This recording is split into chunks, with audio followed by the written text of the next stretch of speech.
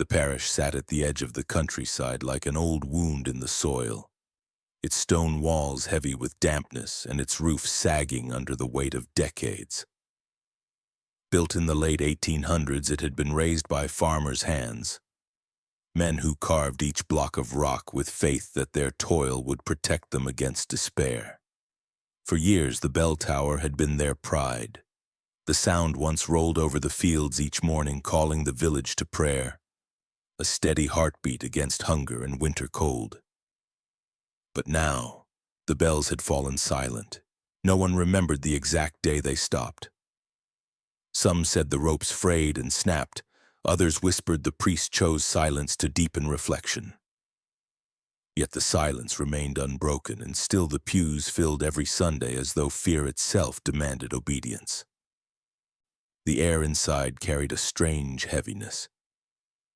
Candles burned longer than they should have, their flames thin and blue at the edges. The scent of wax mixed with mildew, and people found themselves coughing softly in the pews, though no smoke clouded the rafters. Families came out of habit, kneeling under the gaze of Christ nailed in painted agony above the altar, but their prayers grew shorter, and their eyes strayed often toward the wooden booth at the side. The confessional seemed darker than it should have been, its curtain hanging too stiffly as though concealing not just shadow but something alive and waiting. Mothers hushed their children from staring at it. Farmers clenched their hands together as they walked past. It became a place no one wanted to look at, yet no one dared avoid. Whispers began with one missing woman, a wife who had gone into confession after Mass and was never seen exiting. The priest explained that she left quietly through the side door, seeking privacy, yet her family searched all night and never found her. Days turned into weeks, and though suspicion grew, nothing was proven. The priest's calm voice reassured them that grief had driven her away. People wanted to believe it, for to believe otherwise meant admitting something unholy lurked inside their sanctuary. So they filled the pews again the next Sunday, clutching rosaries harder than ever before. The silence of the bells began to weigh heavier with each disappearance. A widower vanished on a Tuesday evening, his lantern left burning at the church entrance. A young girl confessed her fear of lying to her parents and was never seen at the evening supper. Neighbors murmured about runaways, about shameful sins driving people to escape. But in the corners of taverns and kitchens, the words "confession booth" were spoken in tight whispers, as if saying them too loudly would summon something that listened. Still, the church endured as the village heart. To stop attending Mass would mark someone as faithless, and in those years, faithless people were treated as dangerous, capable of attracting famine or plague. So families continued to kneel, continued to cross themselves, and continued to step one by one into the booth when their turn came. Those who survived came out pale and shaken, speaking little of what they had confessed. Those who did not return left behind silence, explained away by rumors of weakness, madness, or disgrace. Behind closed shutters, mothers began warning their children not to sin too heavily, for the priest could only forgive so much before heaven itself demanded a different payment. Fathers avoided drinking too much ale at night, fearful of the words they might need to confess in the morning. The church became not a place of mercy but a house of calculation, where people measured their sins carefully, weighing what could be spoken aloud and what must remain buried in silence. At night, the bell tower loomed above the village like a sentinel stripped of voice. Its windows yawned open to the stars, yet no sound came, not even the creak of ropes or the shuffle of pigeons. Some villagers claimed to see faint light flicker from within, as though candles burned where no one should have climbed. Others swore the silence of the bells was not absence but suffocation, as if sound itself had been strangled. Children dared each other to press ears against the church doors after dark, reporting faint scratching noises like nails dragging across wood from the inside. Parents dismissed these tales, but their laughter was thin, their eyes betraying fear. The priest remained the center of calm, his sermons soft, his words carefully measured, reminding them that suffering was the path to redemption. He spoke of silence as a gift, a way to hear the voice of God without distraction. People clung to these explanations even as their unease deepened. To question him was to question the church, and the church was eternal. Doubt was its own sin, heavier than theft or lust, a sin no one wished to bring into the booth. As the months turned, the pews stayed filled, though fewer villagers remained to sit in them. Neighbors vanished, yet their empty places were quickly forgotten, as though memory itself feared to linger on the missing. The church ledger grew thinner in names but thicker in offerings, coins dropped into plates by trembling hands. Fear had become devotion, and devotion had become survival. The bell tower watched silently, its throat cut, while beneath it the faithful whispered prayers not to God but to the walls themselves, as though begging the church to spare them. The church of silent bells became more than a building. It was a wound that would not heal, a silence that swallowed voices. And within that silence something waited, patient and methodical, hidden behind the mask of mercy. The people did not yet know how deep its hunger would reach. Father Marcelin Dupré was not a man who drew suspicion. He walked slowly, always with his hands folded in front of him, his lips moving in quiet prayer as he passed through the narrow lanes of the village. His face was pale and calm, the sort that gave no hint of the storms hidden beneath, and his eyes, soft and unblinking, earned him the name many whispered with respect: the priest of gentle eyes. To widows he was a comfort, to children a patient listener, to men returning from the fields a figure who blessed their sweat and told them their work pleased God. There was nothing in his manner to suggest cruelty, no sharp edge to his words. If anything, his voice had the quality of silk, wrapping even harsh truths in tones so mild they felt like mercy. Yet that softness was a mask, and beneath it lived a hunger that grew with every whispered sin poured into his ears. From the very beginning of his ministry, Bourbon, he had learned that confession was not only ritual but revelation. To him, sin was not filth to be washed away. It was a seed, alive with the power of destruction, and he found himself drawn not to the forgiveness of it but to its anatomy. Each sinner's voice carried trembling honesty, and in that trembling he heard music. A woman's shame, a man's envy, a child's small lies. These were not stains to him, they were ingredients. He learned to listen with precision, to study the rhythms of guilt as a scientist studies heartbeat. His eyes never blinked inside the booth. He waited until the last syllable broke, until silence pressed against the walls, and only then did he breathe his absolution. The villagers thought this silence meant patience, but in truth it was calculation. He began to keep their secrets not as burdens, but as treasures. Each night after the candles burned low, he returned to his chambers where he wrote small notes on scraps of parchment, recording sins with the same neatness a bookkeeper applies to numbers. His handwriting was clean, childlike in its clarity, as if innocence itself guided his pen. Yet the content was anything but innocent. He catalogued not names but categories: liar, adulterer, thief, doubter, each underlined with thin strokes that trembled with care. These records became the framework of his growing obsession. He was not content with words spoken through a screen. He needed to touch the sin itself, to carve it from flesh and bone, to feel the weight of its presence in the trembling bodies of those who carried it. The villagers loved him because he seemed to love them.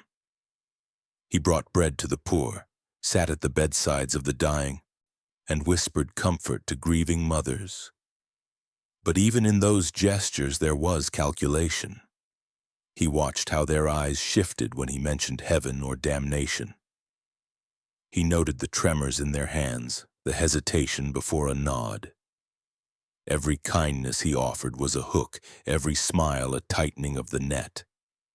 By the time they stepped into the booth, they were already ensnared, convinced they had found a man who carried their pain without judgment. In truth, he was measuring them, preparing them for something beyond absolution. What no one knew was that Father Dupre believed salvation required more than prayer. In his mind, the mercy of Christ was too soft, too vague, too dependent on faith alone. He hungered for a form of cleansing that left no doubt. Words alone could not strip sin from flesh. He dreamed of methods that could force the soul to reveal its corruption, methods that would burn lies away with certainty, leaving behind only truth. He told himself it was not cruelty but perfection, a higher form of confession in which sin was not forgiven but extracted. His fascination with guilt soon turned into private rituals. Late at night he knelt not at the altar but in the chamber behind the booth, his hands spread against the wooden walls, whispering the sins he had collected as though repeating prayers. He believed that the silence of the bells was part of this calling. Without their voice, he could hear the rhythm of sin more clearly, unbroken by sound. Silence itself had become sacred to him, a cloak in which he could work unseen. He began to see himself not as a priest but as an instrument, chosen to refine confession into something sharper, something final. The villagers never questioned his gentle eyes, but those who dared meet them too long sometimes felt unsettled. There was a stillness there, a gaze that did not wander, as though he were peeling back the surface of their faces to study what lay beneath. Women whispered about how he remembered details no one else would. The exact number of children lost to fever. The last words a husband spoke before dying in the fields. Men noted that his blessings lingered too long, his fingers pressing against foreheads with deliberate weight, as if he were leaving a mark invisible to all but him. These observations faded quickly, smothered by gratitude, yet unease hung like smoke, never dispersing. Inside, Father Dupre grew certain that his work was righteous. Each missing villager did not trouble his conscience, but strengthened it. He told himself they had been cleansed more deeply than others could understand, taken to a silence greater than any prayer could reach. Their absence was not a tragedy, but proof that his methods worked. In the daylight, he offered the sacraments with steady hands. In the darkness, he sharpened his plans with the precision of a surgeon. His hunger no longer came only from listening. It demanded more. The parish believed they were blessed to have such a patient shepherd, a man who bore their sins with unwavering calm. They saw his gentle eyes and thought them kind. Yet those eyes were the surface of something colder, a pool with no bottom, reflecting their own faces back at them even as it measured how deeply they might drown. Behind those eyes the hunger waited, calm and meticulous, ready to turn whispered sins into rituals of flesh. And as each Sunday passed, more villagers stepped into the booth, never knowing that their confessor was no longer a man of mercy, but a man perfecting the mathematics of their undoing. Her name was Marguerite Lenoir, the farmer's wife who had carried herself through years of hardship with a back straight as the plow she followed across the fields. Known for her plain honesty, she was the kind of woman neighbors trusted with their secrets and their children. She had little beauty left in her face after years of toil, but her eyes were clear, and her voice was steady, and no one doubted her words. She lived in a house where her husband's temper cracked louder than the firewood, but she endured it with quiet strength. And when she came to church each Sunday, she prayed not for herself but for her children, for rain, for mercy upon the land. When she stepped into the confessional one evening at the close of autumn, no one thought much of it. She entered with her shawl drawn close, her steps slow but certain. She was seen by 3 people kneeling before the booth, waiting for their own turn. None ever saw her come out. The story offered by Father Dupre was simple. Marguerite had left through the side door after her confession, seeking privacy. It was said she might have walked the woodland path home instead of the village road, preferring to avoid the eyes of others. Her husband claimed he found no trace of her when the evening meal came and went. At first, the neighbors believed she had fled from her marriage, and whispers carried through the fields that she had gone to start anew with distant relatives. Yet as the days stretched on, unease thickened. No letter arrived, no footprints were found. Her children wept at night, calling her name, and her absence became not an escape, but a wound cut into the heart of the village. The priest did not falter. His sermons remained calm, his eyes soft as ever, and his voice offered comfort to those who grieved. He spoke of trials sent by God, of the strength of the faithful when faced with abandonment. But behind his gentle tone, something else stirred. An unspoken authority that discouraged further questioning. To doubt his word was to doubt the church, and the people were too bound by fear and faith to dare. So they buried their suspicion beneath routine, yet no one could enter the confessional now without remembering Marguerite's shawl, the last glimpse of her before she disappeared into silence. What truly happened within that booth was far removed from the stories told in daylight. Father Dupre had waited for her, listening with stillness as her voice trembled through the screen. She confessed her weariness, her exhaustion with the cruelty of her husband, her moments of dreaming of life elsewhere. She whispered of anger that she feared would one day make her strike him back. For her, these words were cries for relief, prayers that God might forgive her for wanting something better. For him, they were invitations, signals that her soul was ready to be harvested. As her voice quivered, his hunger sharpened. She had no idea that her words had already condemned her to a ritual of flesh and silence. Behind the booth lay a passage carved in secrecy, a narrow wooden door cut so cleanly into the wall that no villager had ever noticed.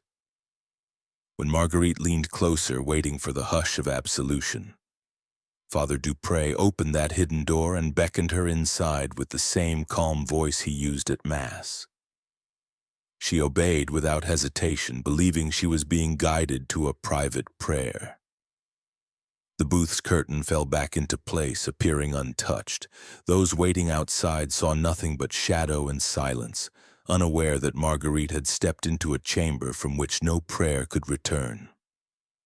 Her absence settled upon the parish like frost.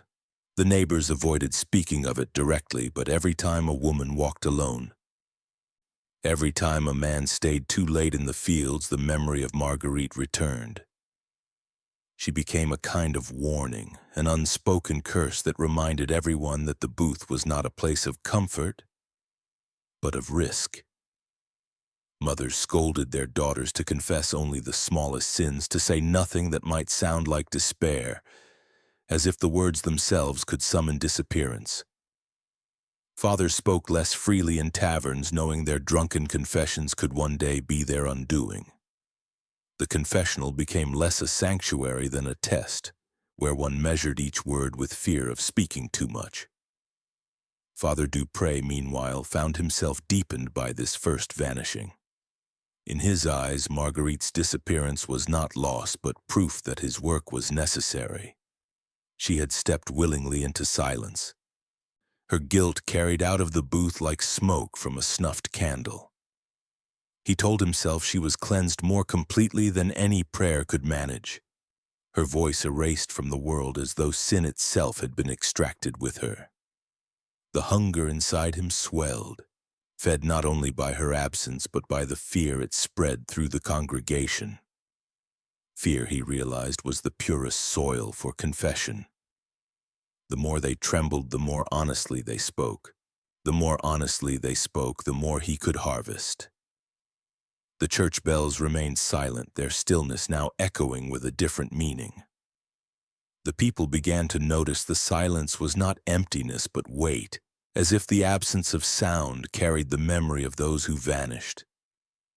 Marguerite's name was never spoken aloud inside the church, but her ghost seemed to sit in every pew, a reminder that mercy had teeth and forgiveness could consume.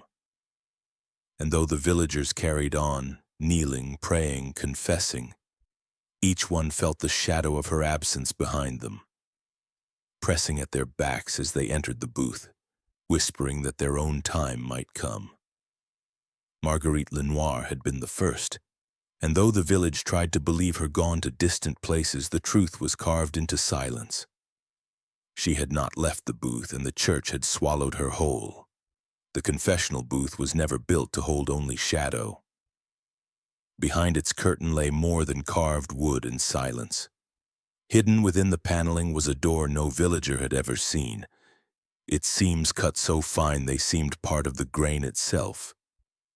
When Father Dupré pressed his palm against it, it yielded with the ease of a long-trained servant, opening into a passage narrow enough that shoulders brushed the walls. The air there was colder than the church nave, damp with the smell of stone and wax, carrying no echo. It was a throat that swallowed sound, and to pass through it was to leave the world of men and enter the realm of silence that he alone commanded. At the end of that passage lay a chamber he had shaped with his own hands, brick by brick, lit only by candles whose flames burned as though starved of air. No window allowed daylight to intrude. The chamber was soundless in a way that defied nature, as though the very walls devoured breath and voice. To those who stumbled into it, time itself dissolved. But for Father Dupré it was a sanctuary, the place where his true calling began. Here guilt was not confessed but harvested, drawn out of the sinner like poison from a wound, except he believed wounds could not heal by words alone. The chamber was not large, but every inch bore his mark. Chains hung from the ceiling, polished by use, yet arranged with the symmetry of an altar. The stone floor was etched with shallow grooves that led to a drain at the center, a design he told himself was not cruelty but cleanliness, a way to keep the place pure. Tables stood against the walls, not with relics of saints, but with tools collected and sharpened. Iron clamps, glass panes, sewing needles, ropes soaked until they stiffened. Each instrument was chosen not for speed, but for patience, for the way it could shape pain into ritual. To Father Dupré, this was not a chamber of violence, but of mathematics, where sins were measured and paid in exact proportion. His first experiment had been clumsy. Marguerite's terror had flooded the room with noise, her screams pressing against the silence until his hands shook. Yet as her voice cracked and broke, as her body weakened, he felt a strange kind of peace settle over him. In her eyes he saw not just fear, but release, as though the burden of her secret life had been taken from her by force. When she finally lay still, he believed she was lighter, her soul stripped clean. It was not murder, he told himself. It was absolute perfection. The body was nothing more than a husk left behind after the sin had been removed. With each disappearance, his methods grew more refined. He began to pair sins with punishments in ways that felt almost divine. He considered it unfair to strike randomly. The punishment must mirror the transgression, not in crude symbolism, but in exacting reflection. When a villager confessed to lies, he pressed their tongue beneath sheets of glass, tightening the weight until the muscles swelled and burst, forcing truth out through blood and silence. When another admitted to greed, he starved them within the chamber, seating them before a table laid with food sealed beneath mirrored lids, so they were forced to watch their own reflections sink into hunger as their body withered. He did not invent these cruelties for pleasure. He believed them sacred equations, each act of suffering balancing the scale of sin. What made the chamber more terrifying than its tools was its silence. No sound left its walls. Those chained inside screamed themselves hoarse, yet outside the booth the church remained undisturbed, its candles flickering calmly as villagers prayed. The silence was his veil, proof that his work had been sanctified. He believed God himself had chosen this room to shield the faithful from hearing what true cleansing required. Each victim vanished not only from the eyes of the congregation but from their ears as well, consumed whole by the chamber's hunger.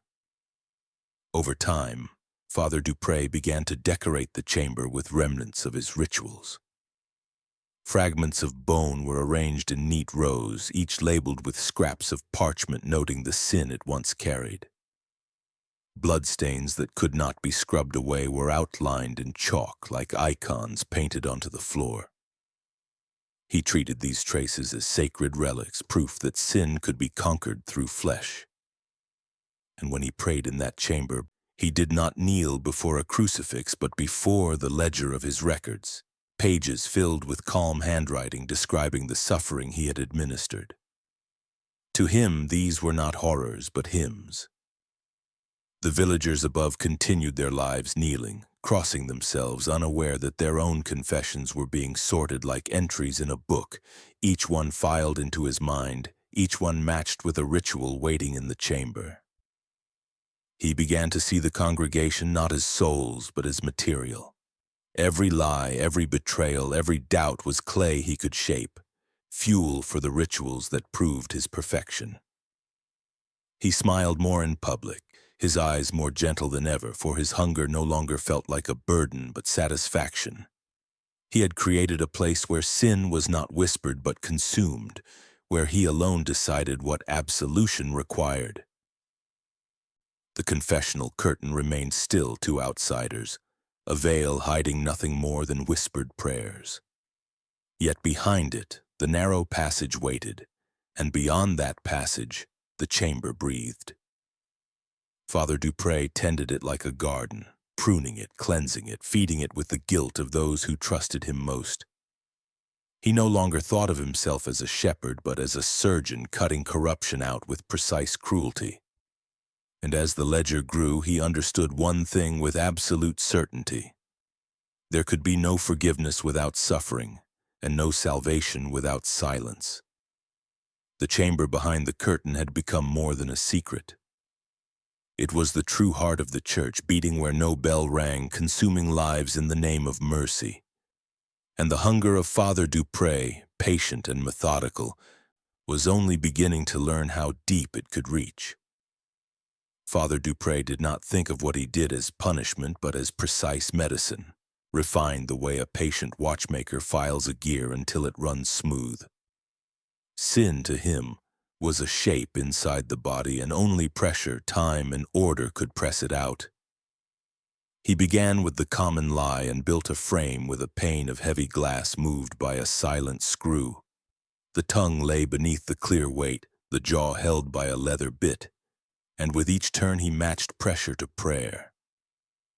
When stillness arrived, he told himself the lie had finally stopped moving. For greed, he set a table that never fed. Food sat under mirrored lids. The starved faced their own copies, and at fixed hours he lifted a lid for 10 heartbeats so scent filled the room before the hourglass turned again. For adultery, he shaped mannequins from cloth and beeswax, touched with scents taken from a lover's shawl. The sinner was stitched into the hollow chest, the seam sealed with warm wax, a hymnal set on the breast so the weight of the vow remained.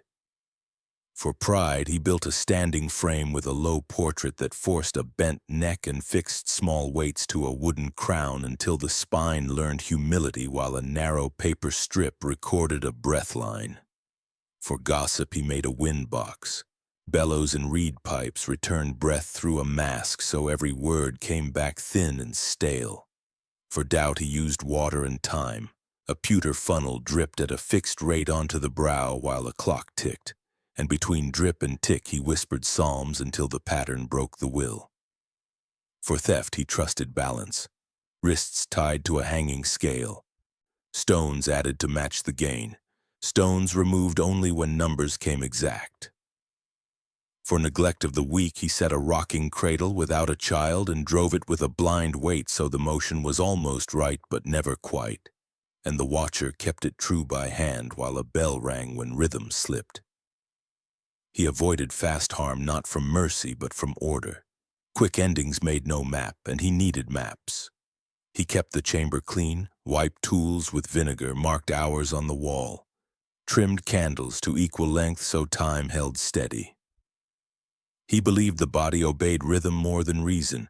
If pain moved in a rule, the soul would follow.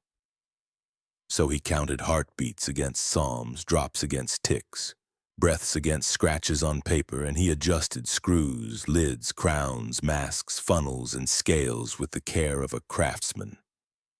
The villagers he chose were not the worst.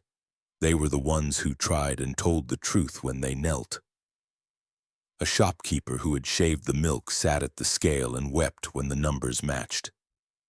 Between each act, he washed his hands in cold water and told himself he was not an author but an instrument. He ate little and slept less, and when the bells did not ring above him he felt relief, for sound would have broken the lines he drew inside the silence. Sometimes a body lasted less time than he planned. He noted warmth, breath, and fear, and changed the order next time. On certain nights he whispered thanks because the chamber had held the noise and the church above had stayed calm. He spaced vanishings with care and practiced kindness in the village to smooth suspicion. He brought bread to a widow, learned newborn names, blessed seed for spring, and these acts steadied his hands. In the chamber he kept a wooden box for objects that belonged to the cleansed. A ribbon, a broken coin, a thimble, a key with no door, wrapped in linen labeled in neat, childlike script. Not trophies, he told himself, but proof. If a method did not match the sin, he abandoned it and built a new device for a stranger not yet chosen. A fisherman, he planned, would lie under a net strung just above the face with bells he could quiet only by naming each knot tied in deceit. A midwife who had turned away a poor girl would keep a flame alive under a kettle that sank if attention slipped, learning the weight of watching. The chamber became a study more than a cell, a place where breath drew graphs and heat became fact. He found that fear spoke first through hands and that hands grew honest when hope was removed with care.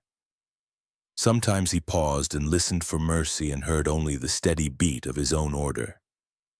He had built a temple inside a church with silence as choir and measure. He knew the passage by heart and could walk it blind, one hand on the wood, one on the thought that sin was weight and he was the scale. Yet every kindness had a second edge. It made trust easy, and trust filled the booth, and the booth fed the room where maps were drawn on living clay. He loved a screw that made no sound, a hinge that moved like a thought, a metronome that declared order and did not care for pleading. Without such order, he told himself, confession was only noise. He did not hate the people he chose. He studied them like a doctor studies fever charts, searching for the number that means morning. And when the work was done, when the glass was raised or the crown lifted or the bell fell quiet, he sat at a small table, wet a pencil with his tongue, and prepared to write what the body had told him so the next act could be cleaner than the last. For lessons were only true if the numbers lived beyond the night. Then he opened a ledger, ruled in faint lines and let neat letters march, giving silent names, dates, and measures that would summon him back again. In the months that followed the first vanishing, the chamber behind the curtain became something more than secret. It became a system. The priest's hand, once gentle in blessing, grew steady in design. Father Dupre no longer viewed his rituals as improvisations but as formulas, divine algorithms that balanced the soul. He no longer acted in shadows of doubt. His beliefs had hardened into structure, and now each sin called for its own method, unique and exact. Not punishment, not vengeance, but ritual. The body was the host of the disease, the sin was the infection, and Father Dupre saw himself as the surgeon who must cut clean no matter how deep the knife must go. Those who lied met the glass. It was always the same mechanism, a long sheet, thick and clean, lowered slowly by a weighted crank above the head. The sinner was strapped upright, jaw braced open with a wood bit soaked in anise oil to numb the teeth. The tongue rested on a flat of waxed leather just under the glass where Dupré could see its twitch and tremble as confession poured out. But it was not words he waited for now. It was pressure. With each lie previously told, each broken vow recalled, he turned the crank, letting the pain descend with aching patience. The glass met the muscle like frost on skin, quiet and cold. It pressed until the tongue swelled, until blood darkened the edge of the glass, until the liar's own mouth choked back the truth too late. Dupré believed truth lived beneath the tongue, and that only rupture revealed it. When the convulsions stopped, he cleaned the glass with salt and linen and made careful notes in the margin of his ledger.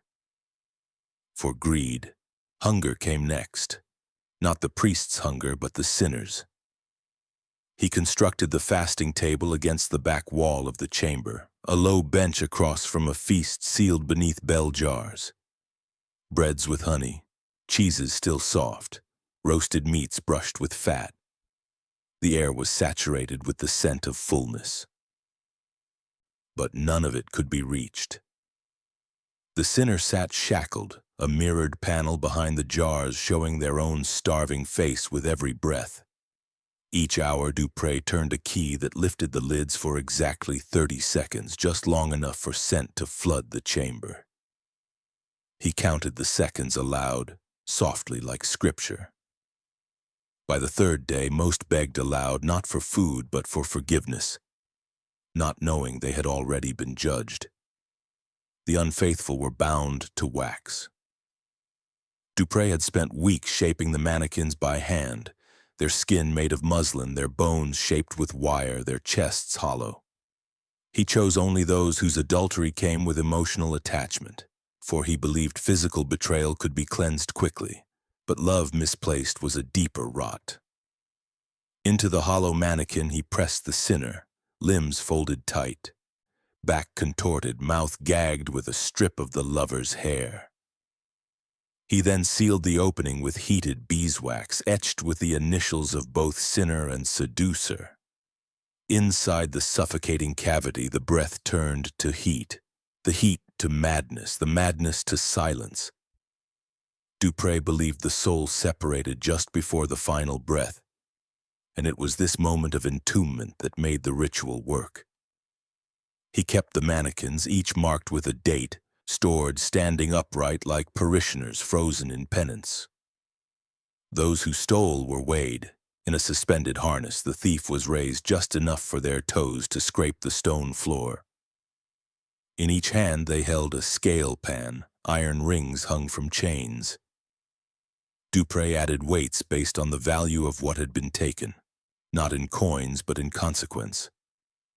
A stolen loaf that left a child hungry cost more than a gold trinket. As the arms sagged, the body arched, the chains bit into wrists, and equilibrium broke the will. Once the weights fell to the floor, the ritual ended. If both hands remained lifted, he simply added more. For pride, he fitted a crown, not of gold, but of pressure. A wooden circlet carved to press upon the temples and brow, tightened with slow-turning screws hidden within decorative flourishes. The sinner sat in a prayer chair, forced to stare downward into a basin of water. Dupré dropped a single drop of ink into the bowl before beginning, and as the black spiral expanded, he asked the same question over and over. Who made you greater than the one beside you? Each tightening of the crown blurred the reflection until all that remained was a ripple of pain. When the pride broke, the screws were reversed, the ink poured away, and the head lowered in surrender. He had devised a separate ritual for those who had harmed the weak. It was the only time he allowed movement in the chamber. For this he prepared a wooden cradle, an empty one, rocked by a weighted pendulum. The sinner was tasked with keeping the motion steady. If the cradle stopped or rocked too far, a hidden bell chimed above. The weight was small at first, just enough to strain the hands. But with each mistake, Dupré added more weight until the sinner wept not from guilt but from failure, their body collapsing under the responsibility of a child they could no longer see. It was, in his mind, perfect penance. None of these methods were improvised. Each was recorded in diagrams, side notes, timing charts, and small illustrations drawn with ink diluted in blood. The tools were cleaned with care, dried, and oiled. The chamber itself was not chaos but symmetry.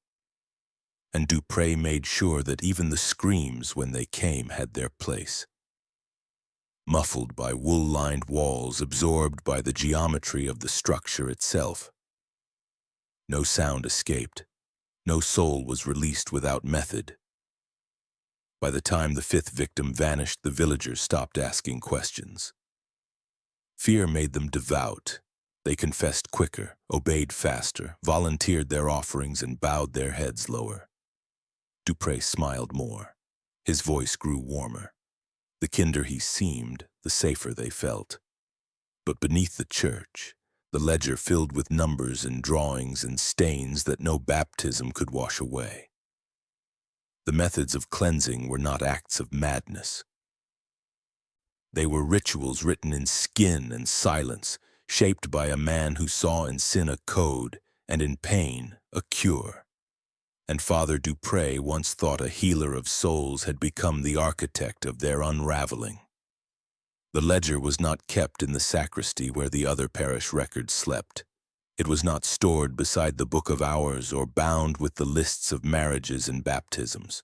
It was not holy in the eyes of the church, though Father Dupré believed it to be holier than all the rest. The ledger was hidden beneath the stone floor of his sleeping chamber, inside a hollowed-out recess covered with a plank worn smooth from his steps. He removed it only after midnight, when the candles burned low and the church walls exhaled the last of the day's prayers. He laid it open on a cloth of unbleached linen, and there, under the flickering light, the true weight of the parish was measured in ink.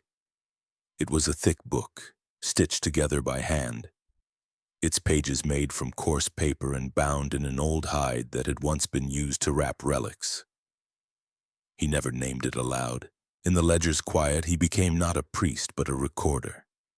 He dated each page in careful script, placing the day and time of the confession at the top corner, always in the same place, always in the same ink. The names came next, not in full but as initials, followed by age, occupation, and the sin confessed. Beneath that, a space, and in that space, the cleansing. Method, duration, outcome. The handwriting was flawless. Each letter curved with the same precision. Each number was aligned. There were no corrections, no smudges. The neatness gave the illusion of gentleness, as though the page had been written by a teacher preparing lessons for children. The softness of the penmanship made the content more disturbing. Where another man might have trembled describing a death, Dupré wrote with calm. Tongue, cracked, split after third turn. Confessed 3 lies, final pulse weak. He did not use violent words. Instead, he wrote in terms of balance, alignment, and correction. The language of arithmetic. Adulterer, wax seal failed at hour 4. Redesign needed. Felt lightness at hour 2. Death likely closer to hour 5. It was the language of someone who no longer saw human suffering as tragedy but as measurement. He used symbols too. Small icons in the margins. A circle for those who broke at the right moment. A triangle for those who resisted. A star for those who spoke something unexpected in the final breath. These marks were added later in colored wax pencil so he could scan them quickly and learn from their patterns. To Dupré, the ledger was more than a journal. It was scripture being written from below, the mirror to the gospel above. The church spoke of redemption. His ledger documented proof, one suffering at a time. As the weeks passed and the body count grew, so too did the ledger. The spine cracked in places from the weight of pages. Sometimes he added notes days later, reflections on the sinner's final expression, the tone of their weeping, or the silence that followed their cleansing. These marginalia, always smaller and lighter, showed a slow shift in tone, from curiosity to control, from wonder to mastery. He no longer questioned whether he was doing God's will. The ledger told him so. The patterns were too precise. The outcomes are too consistent. The fear spreading through the village was, in his eyes, evidence that the rituals had reached their target. He began to carry a second book, smaller, leather-bound, hidden beneath his robes. This one held only names, no methods, no times. Just names written in advance, a list of potential cleansings. Each Sunday after Mass, he would cross-reference this pocketbook with the expressions on the villagers' faces, those who avoided his eyes, those who trembled before kneeling, those who confessed too quickly. He marked their names with a soft dot beside them, never a line, just a dot, to indicate readiness. Selection did not come from judgment, but from alignment. The sinner had to match the method like a key in a lock. If the fit was not exact, he waited. What disturbed the balance was not the killings, but the gaps. There were days when no one confessed anything useful. The sins became shallow, too clean, rehearsed, and he suspected the village had begun to change its behavior to avoid his notice. This too, he documented. He wrote that the people were trying to appear blameless, that they were giving him sand instead of stone. He called these moments droughts. He recorded how long each one lasted, and he began to take notice of those who never came at all. He wrote their names with question marks. Then, weeks later, he returned to them with underlines. The ledger, like the chamber, became a tool of pressure. The more he wrote, the more it demanded from him. On the last page of the current volume, he began something different. He drew a map of the chamber, labeling where each ritual had occurred. He marked the floor where each body had collapsed, how the weight had shifted where blood pooled. Not from sentiment, but for geometry. He wanted to know whether the room itself had preferences, whether certain corners worked better, whether silence echoed more cleanly near the drain. He measured the chamber not with rulers, but with sacrifice. Each new mark proved the system functioned. By now, the ledger had outgrown its original purpose. It was no longer a record of sin. It was a machine, a breathing thing that guided his hand and whispered what must come next. When he wrote, he entered a trance. His pen moved without tremor. The ink flowed without pause. He smiled at the numbers, the symmetry, the sense of order. The world outside the pages was chaos, but inside the ledger all was pure. And when he closed it each night and pressed it back beneath the floor, he whispered the same words to the stone above it. For the record of heaven, through the silence of man. The village did not break all at once. It folded in quiet layers like cloth soaked slowly in water, each thread heavy with something it could not name. The disappearances did not scream into the streets. They whispered into kitchens, flickered in candlelight, rested in the way neighbors looked at one another without really seeing. One family lost a daughter and said nothing to the priest. Another lost a father and waited 3 weeks to report it, then claimed he had simply wandered off in confusion. Those who vanished left their shoes by the door, their bread half-eaten, their coats still hanging on the hooks. Yet no one went to the constable, no one accused. The pews remained full, the heads bowed lower than before. It was not accepted. It was survival. A stillness took root among the homes. Children no longer played near the churchyard. Mothers scolded them sharply if they did. The morning bells remained silent, but now the silence stretched into every street. Doors opened slower. Voices dropped lower. Questions were asked with the kind of caution that revealed more than the answers ever could. No one said the word confessional out loud. No one mentioned the booth. It became a shared shadow. something every person had seen, something every person pretended not to fear. There was safety in routine and danger in noticing. So they chose blindness because to open their eyes too wide was to see who was missing. The baker's wife began leaving an extra loaf at the altar each Sunday. A boy who had once spoken freely at catechism now stuttered when asked to recite his sins. A man who used to gossip at the inn went silent overnight and began walking with his head down, his mouth shut even when greeted. No one had confessed to seeing anything. No blood, no screams, just silence, the kind that presses on the chest in sleep, the kind that builds behind the eyes and grows heavier the longer it's ignored. Some claimed the church was cursed.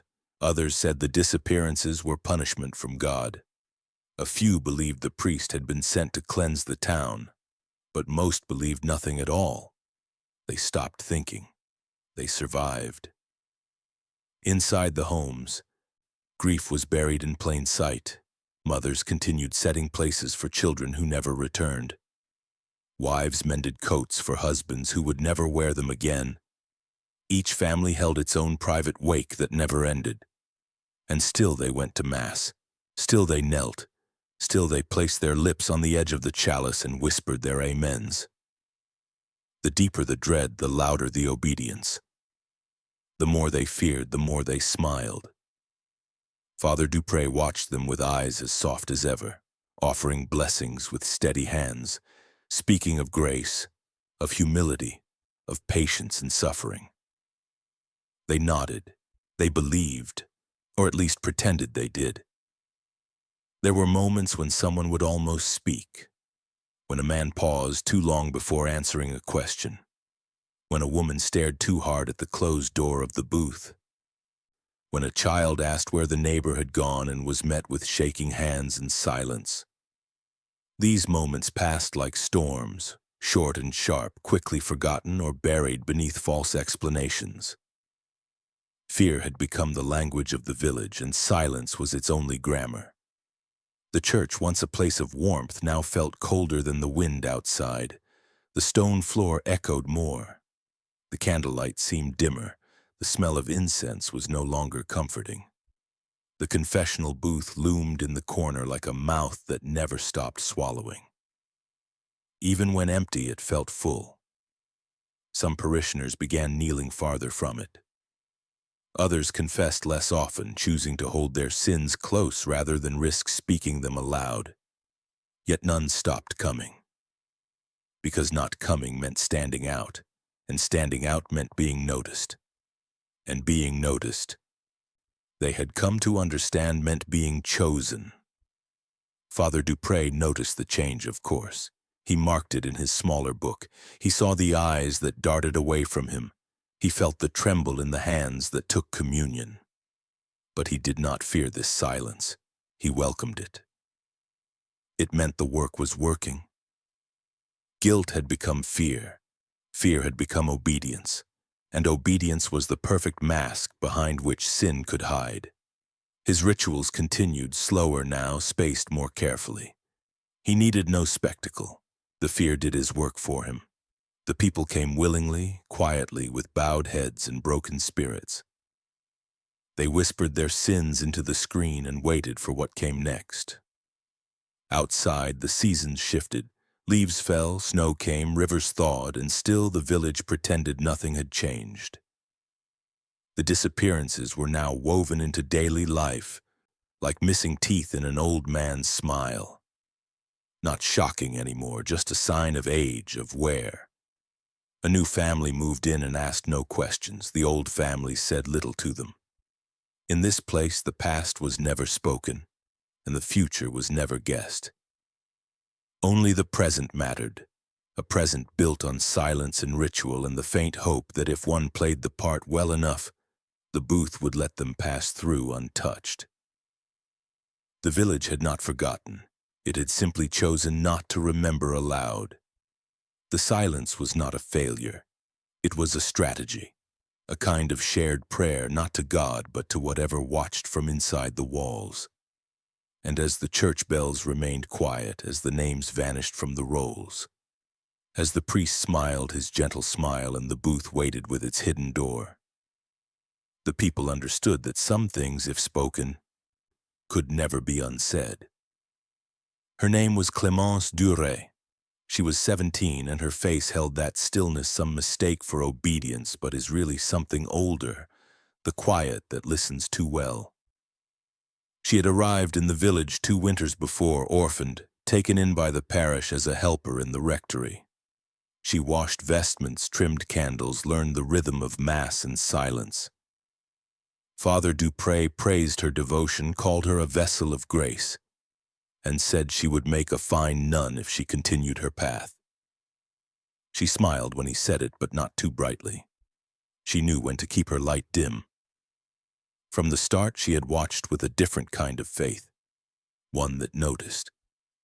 Clémence kept a notebook beneath her cot, hidden under the mattress. She didn't write much, just names, dates, the order of absences.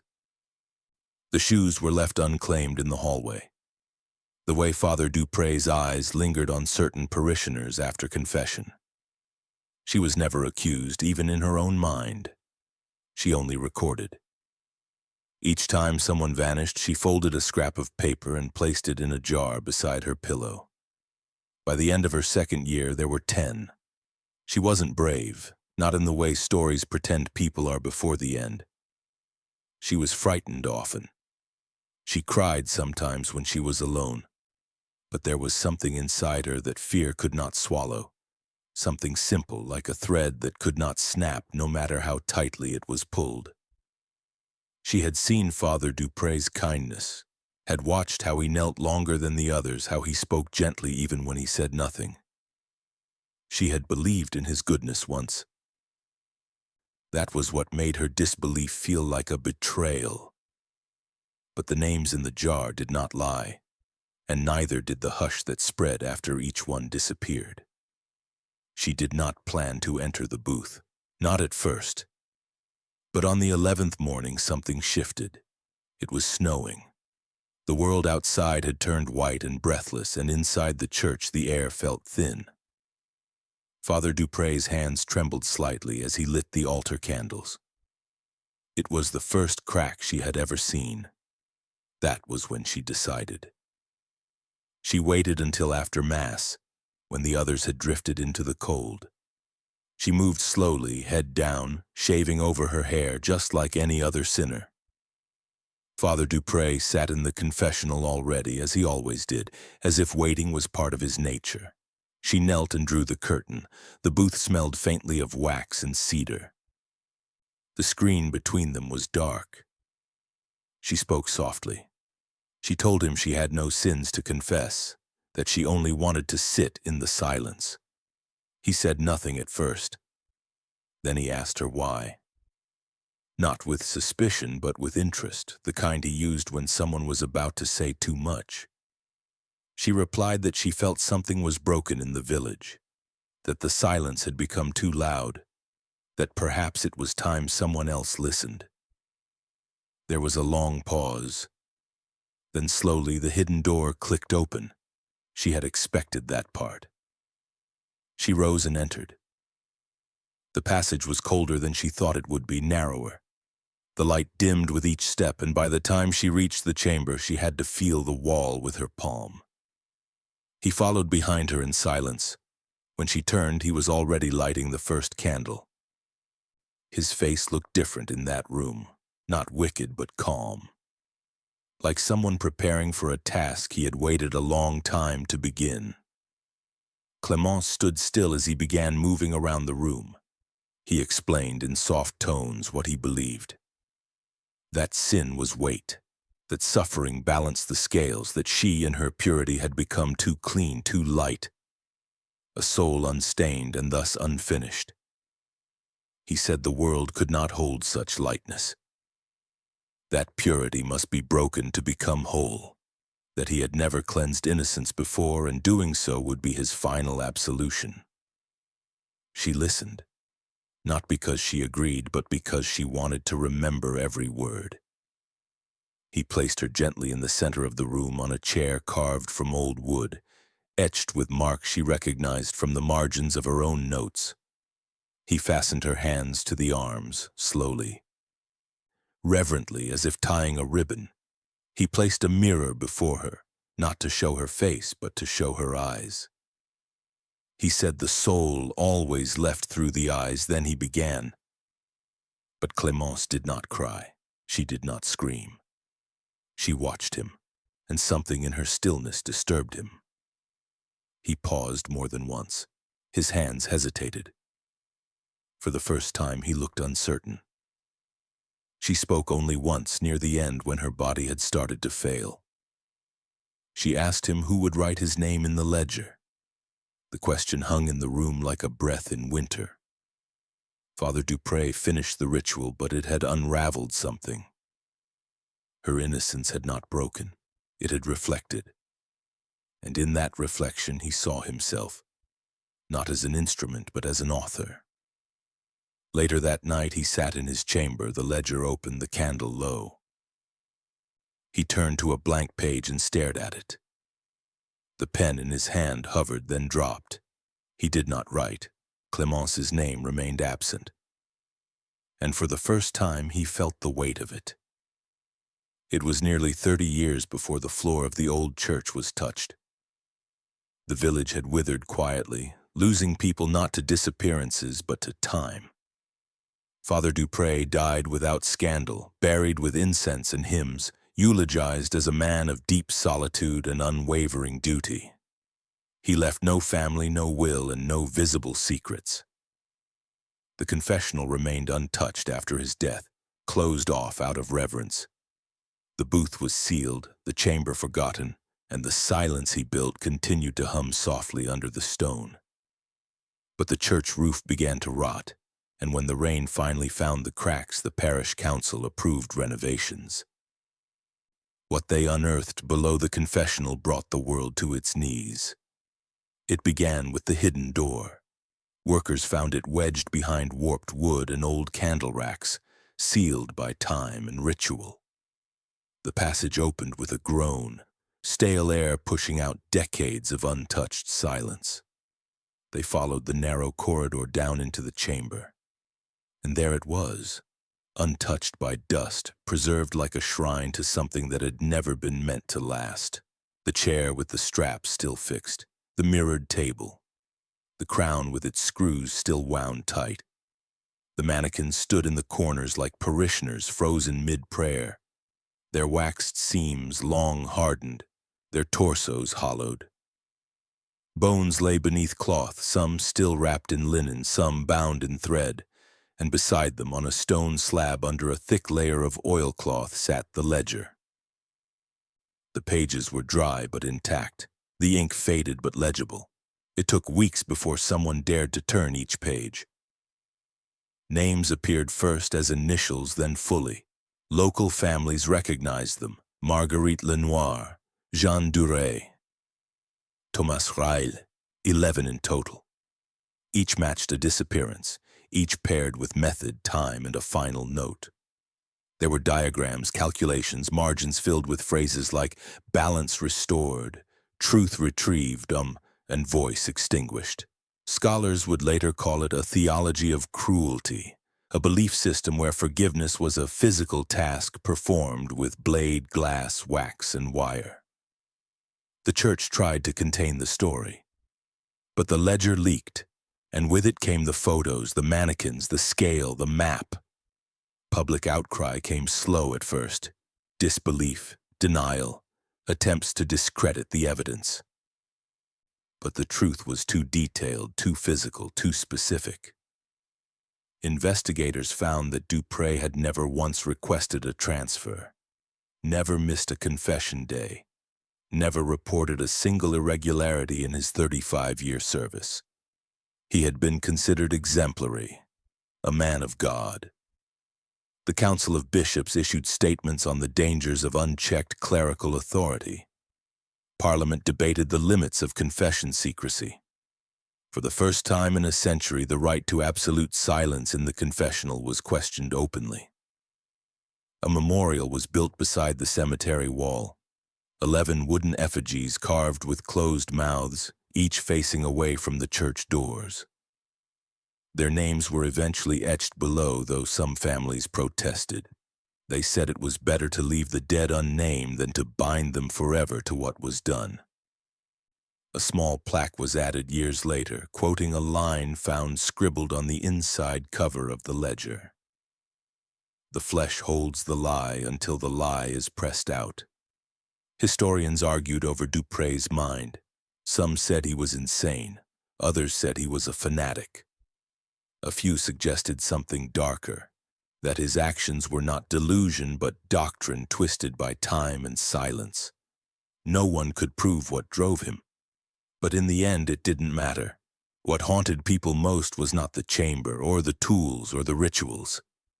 It was the fact that for decades no one spoke, no one questioned, no one dared ask why so many entered and never came out. Evil, they realized, did not live in shadows. It lived in trust, in warmth, in the soft eyes of a man who smiled and listened and wrote everything down in clean, childlike script. What do you think? Could this happen again?